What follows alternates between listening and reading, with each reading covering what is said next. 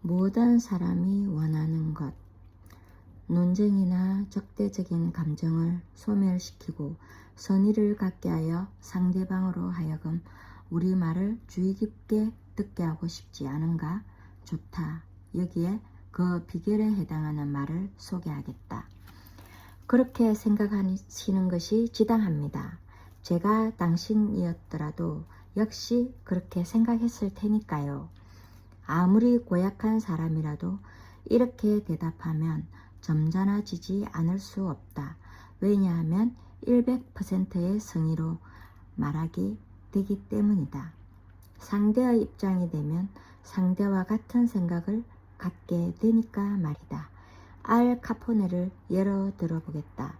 당신이 그와 같은 신체와 성질 그리고 정신을 이어받았다고 가정하자. 그가 겪은 환경과 경험도 모두 가졌다고 치자. 그러면 당신은 그와 똑같은 사람이 될 것이다. 알 카포네라는 사람을 만든 것은 바로 그런 것들이었기 때문이다. 예를 들어 당신이 방울뱀이 아닌 까닭은 부모님이 방울뱀이 아니었기 때문이다. 당신이 잘나서 오늘날의 당신이 된 것이 아니다. 당신에게 화를 내고 고집불통인 비이성적인 사람들 또한 그렇게 된 데는 충분한 이유가 있다는 것을 명심하라. 불쌍한 영혼을 가엾게 여겨라. 동정하고 이해하라. 자기 자신에게 하나님의 은총으로 말미암아 내가 있나니 하고 말하라. 이 세상에서 만나는 사람들 중에 4분의 3은 동정에 굶주려 있다. 그들에게 동정심을 보이면 그들은 당신을 좋아할 것이다. 언젠가 나는 작은 아씨들의 저자인 루이자 메이 엘코트의 이야기를 방송한 적이 있다.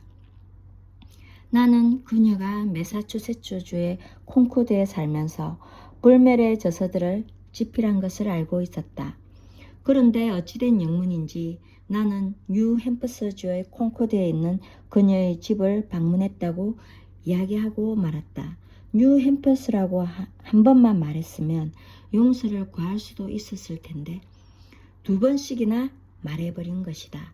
곧바로 날카로운 비난의 편지, 전부 신랄한 메시지들이 쇄도했다. 많은 사람들이 화를 냈는데 몇몇 사람은 모욕적인 말도 서슴지 않았다. 매사추세츠주의 콩코드에서 자라 지금은 필라델피아에 거주한다는 어느 중년 부인은 나에게 분통을 터뜨렸다. 루이자 메이 엘코트는 뉴기니의 식인종이라고도 했어도 그 부인을 그토록 화나게 하지는 못했을 것이다. 그 편지를 읽으면서 나는 하나님, 이런 여자와 결혼하지 않게 해주신 것을 정말 감사드립니다 하고 혼자 중얼거렸다. 나는 당장 그녀에게 편지를 써서 비록 내가 지명을 잘못 말했지만 그녀는 상식에 어긋나는 더 큰 무례를 저질렀음을 말해주고 싶었다. 당장 팔을 걷어붙이고 정말 속 시원히 그녀에게 따지고 싶었지만 그렇게 하지 않았다. 그러한 것은 어떤 바보라도 다 할 수 있는 것이다. 바보들은 대개 그렇게 한다. 나는 바보가 되고 싶지 않아. 그녀의 저기를 호의로 바꿀 결심을 했다. 이것은 모험이자 일종의 게임이었다. 나는 나 자신에게 말했다. 내가 그녀였더라도 그렇게 했을 거야. 그래서 그녀를 이해하기로 했고 그 후에 필라델피아에 갔을 때 나는 그 부인에게 전화를 걸었다. 대화 내용은 다음과 같다. 나 부인, 일전에 편지를 주셔서 감사합니다. 부인, 예리하면서도 교양있고 예의 바른 목소리로 실례지만 누구시죠? 나, 제 이름은 데일 카네기라고 합니다. 몇 주일 전에 제가 한 루이자 엘코트에 가는 방송을 들으셨더군요. 그때 저는 그녀가 뉴햄퍼스의 콩코드에 살았다고 말하는 큰 실수를 범했습니다. 바보 같은 실수였죠. 그래서 사과드리고 싶습니다.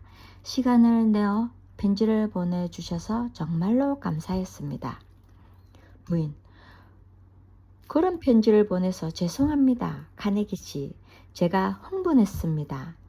나, 아닙니다. 그렇지 않습니다.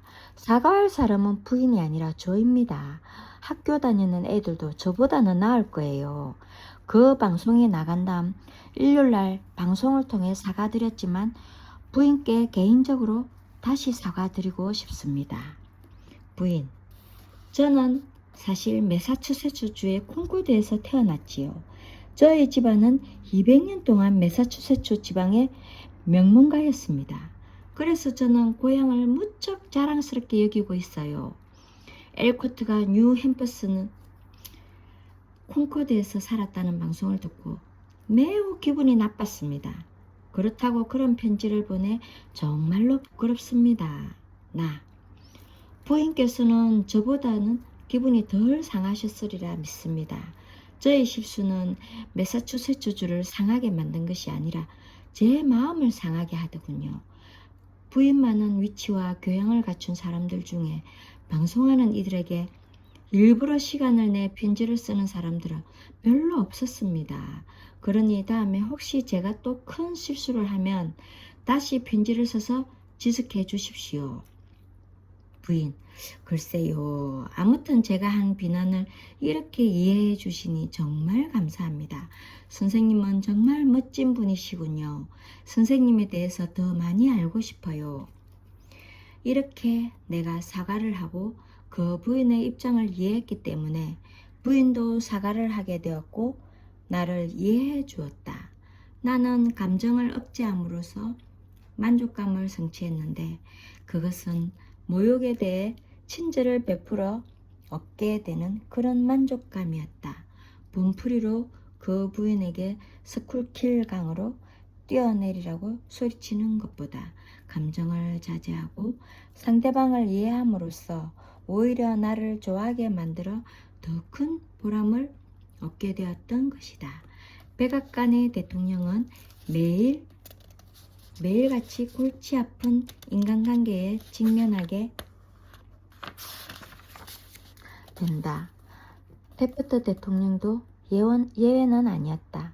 그는 경험을 통해 약간 감정을 중화시키는 데에는 동정심이 절대적 힘을 갖고 있다는 것을 알았다. 그에 져서 봉사의 윤리에서 테프트 대통령은 야심에 찬 어느 어머니의 분노를 어떻게 가라앉혔는지 실화를 소개하고 있다. 약간의 정치적 영향력을 가진 남편을 둔 워싱턴에 사는 한 부인이 자기 아들을 어느 보직에 임명해 달라고 하면서 6주 동안이나 간청을 했다. 그 부인은 상하위원들의 도움까지 얻어 그 일을 계속했다. 그 자리는 전문적인 자질을 요구하는 것이었으므로 국장의 추천을 고려하여 나는 다른 사람을 임명해 버렸다. 그러자 그 부인으로부터 편지가 왔는데 내가 마음만 먹으면 자기를 기쁘게 할 수 있었을 텐데 그것을 거절한 무례한 사람이라는 내용이었다. 부인은 특히 내가 관심을 갖고 있던 어느 법안을 자신이 주의회 의원들을 설득시켜 통과시켜 주었는데도 불구하고 이것이 자기에 대한 보답이냐고 불평했다. 그런 편지를 받으면 누구나 그냥 받아들이지 못하고 무례함을 응징하고 싶어 바로 반박 편지를 쓰게 된다. 그러나 현명한이라는 그것을 즉시 붙이지는 않는다. 즉 책상 서랍에 집어넣고 자물쇠를 잠가두고 2, 3일이 지나서 다시 읽어본다면 분명히 그 편지는 붙여지지 않을 게 뻔하다. 나도 이런 방법을 사용했다. 부인이 그런 상황에 처했다면 분명 실망하고도 남을 일인데 아쉽게도 대통령 본인에게도 선택권이 없고 전문적인 자질을 갖춘 인물을 선택하여 국장의 추천을 받아야 한다는 점 등을 설명하면서 가능한 한 정중한 편지를 부인에게 보냈다. 그녀의 아들이 원하는 자리를 얻게 되기를 나도 희망한다. 고 썼다. 이 편지를 받자 부인은 마음이 누그러져 그런 편지를 보내서 미안하다는 글을 내게 보내왔다. 그러나 그가 내가 제출한 그 임명권은 즉시 확정되지 않아 얼마 후 비록 글씨는 다른 편이었지만 그 부인의 남편이라는 사람으로부터 한 통의 편지를 받게 되었다. 그 편지에는 부인이 이 일로 실망한 나머지 신경쇠약에 걸려 자리에 눕게 되었으며 아주 심각한 위암 증세를 보이고 있다는 내용이었다. 그러면서 나보고 그 임명권을 철회하고 자신의 아들을 대신 임명하여 부인의 건강을 되찾아 주지 않겠느냐고 했다. 나는 이번에는 그녀의 남편에게 편지를 썼다. 그 진단이 오진이기를 바라고 그녀의 중병으로 인한 슬픔을 그와 같이 나누고는 있지만 이미 제출한 임명권을 철회할 수가 없다고 설명했다. 내가 임명한 사람은 곧 확정되었고 그 편지를 받은 이틀 후 우리는 백악관에서 엄학회를 열었다. 우리 부부에게 가장 먼저 인사를 건넨 사람은 바로 이들 부부였다. 부인이 최근에 무척 심하게 앓고 있다고 했는데도 말이다. 제이 맹검은 오클라호마의 툴사에 있는 한 성강기 정비 공장의 사장으로 툴사의 어느 유명한 호텔과 정비 계약을 맺었다. 그 호텔의 지배인은 손님에게 불편을 주지 않기 위해 에스컬레이터 운행이 2시간 이상이나 중단되는 것을 원치 않았다. 수리하는 데는 적어도 8시간이 소요되었다. 그리고 그 회사에도 호텔 측의 편의에 따라 수리해줄 인류 수리공이 항상 대기하고 있지는 않았다. 제이 민금은 인류 수리공에게 그 일을 맡길 계획을 세운 다음 호텔 지배인에게 전화를 걸어 소요되는 시간에 대해 그와 옥신각신 논쟁하는 대신에 이렇게 말했다. 릭, 호텔이 매우 바빠 에스컬레이터 수리를 최단 시간 내에 끝내고 싶어하는 것을 잘 알고 있네. 자네의 염려를 이해하고 편의를 도모해 주기 위해 최선을 다하고 싶어. 하지만 우리가 점검해서 지금 완전 무결하게 수리하지 않으면 앞으로 에스컬레이터가 더 자주 고장나게 되고 그때는 오랫동안 운행을 중지하게 될 걸세. 며칠씩이나 손님들에게 불편을 주고 싶어하지 않는다는 것을 잘 알고 있네. 그러자 지배인은 차라리 8시간 동안 운행을 중지하는 게 며칠 동안 운행을 중지하는 것보다 낫다고 동의했다. 손님들을 편안하게 해주려는 지배인의 욕구를 이해함으로써 제이 맹검은 그 지배인이 적대감을 품지 않고 원만하고 스스로 생각할 수 있도록 했던 것이다. 미주리주의 세인트루이스에서 피아노를 가르치고 있는 조리스 노리스 부인은 피아노 선생들이 10대 소녀들을 가르칠 때 흔히 저지르는 문제점을 어떻게 해결했는지 말해 주었다. 노리스 부인은 이렇게 말했다. 바베트의 긴 손톱이 피아노를 치는데 방해가 된다는 것을 알았죠. 처음에 피아노 레슨을 시작하기 전에 그 애와 가졌던 면담에서 저는 손톱에 대해서는 아무 말도 하지 않았습니다. 레슨을 시작하지 않을까봐 그랬기도 했고 또 그렇게 자랑스럽게 여기고 매력적으로 보이려고 정성껏 길렀던 손톱을 깎게 하고 싶지도 않았으니까요. 첫 레슨이 끝난 후 저는 기회를 보아 바베트에게 말했습니다. 바벳, 너는 손도 예쁘고 손톱도 아름답구나. 그러나 만일 내가 피아노를 내 능력껏 원하는 만큼 치고 싶다면 손톱을 조금 깎지 않겠니? 더 빠르고 쉽게 피아노를 칠 수 있는 자신을 보면 아마 깜짝 놀랄 거야. 한번 생각해보렴. 그러자 바베트의 얼굴에는 거부하는 표정이 완연했습니다. 그의 엄마한테도 이렇게 말하면서 손톱이 정말 예쁘다는 말도 했습니다. 그의 엄마도 역시 거부 반응을 보였습니다. 바베트의 아름다운 손톱이 그녀에게는 정말 중요한 것 같다는 생각이 들었습니다. 그 다음 주에 바베트가 두 번째 레슨을 받으러 왔을 때 놀랍게도 그 애는 손톱을 자르고 왔습니다. 그래서 그런 굉장한 일을 한 그녀에게 저는 칭찬을 아끼지 않았습니다. 그리고 바베트가 그렇게 하도록 영향을 끼친 그의 어머니한테도 고맙다고 했죠. 그러자 그의 어머니는 어머, 저는 한 게 없어요. 바베트 혼자 결정한걸요. 그 애가 다른 사람을 위해 손톱을 깎은 일은 이번이 처음이에요. 하고 대답했습니다. 노리스 부인이 바베트에게 겁을 줬던가? 손톱이 긴 학생은 가르치지 않겠다고 말했던가? 아니다, 그렇지 않았다.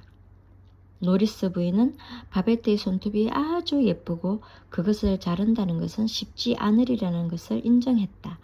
노리스 부인의 말 속에 그래, 참으로 힘든 일이야. 쉽지는 않겠지만 손톱을 깎으면 피아노를 더 잘 칠 수 있어 라는 뜻이 포함되어 있었던 것이다. 솔 슈로크는 아마 미국에서 어떤가는 미용 감독이었을 것이다. 그의 반세기에 걸쳐 슈로크는 예술가들, 즉 살리아핀, 이사도라 른큰, 그리고 파블로바와 같은 세계적으로 저명한 예술가들과 일했다. 개성이 강한 스타들과 접하면서 제일 먼저 슈로크가 터득한 교훈은 그들의 개성을 이해하고 동정심을 보여주는 일이었다. 3년 동안 솔 슈로크는 피오드르 살리아핀 메트로폴리탄 오페라 극장에서 가장 수준 높은 관람객들을 흥분시킨 위대한 베이스 가수의 감독을 맡았다. 그러나 그는 항상 문제의 인물이었다. 그는 마치 버릇 나쁜 아이처럼 행동했다.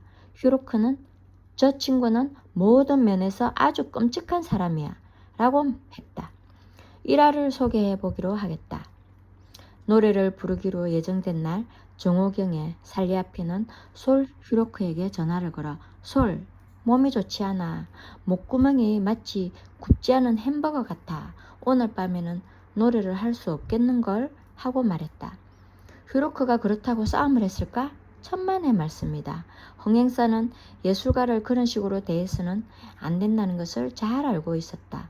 그래서 살리아핀이 묵고 있던 호텔로 달려가 진정한 동정심을 보냈다. 이 불쌍한 친구 안 됐구먼. 물론 노래를 못하고 말고 당장 약속을 취소하겠네. 자네는 몇천 달러를 손해를 보겠지만 자네 명성에 비하면 아무것도 아니지.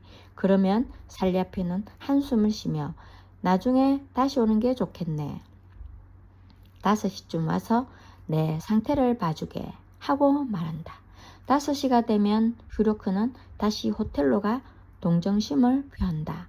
다시 약속을 취소하자고 주장을 하면 살리아핀은 또 한숨을 쉬면서 글쎄 나중에 다시 오게 그때쯤 되면 낫겠지 하고 말한다. 7시 30분이 되면 그 위대한 가수는 노래 부르기를 생략하면서 슈로크에게 메트로폴리탄 무대에 올라가 살리아핀이 지독한 감기에 걸려 목소리 상태가 좋지 않다고 관객들에게 말해주도록 양해를 구했다. 슈로크는 그것이 이 가수를 무대에 서게 하는 유일한 방법임을 알고 있었기 때문에 그렇게 했다고 했다. 아더 원. 게이츠 박사는 그해져서 교육 심리학에서 이렇게 말했다. 인간은 모두 다 동정심을 갈망한다.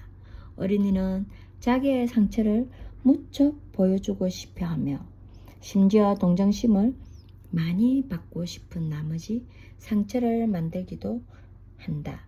이와 마찬가지로 어른들도 상처를 보여주고 싶어 하며 사고나 질병, 특히 외과 수술 같은 것은 하나하나 다 이야기하려고 한다.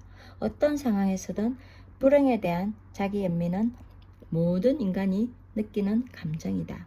다른 사람으로부터 적극적인 호응을 얻길 바란다면 즉시 실행하라. 상대방의 생각이나 욕구에 공감하라.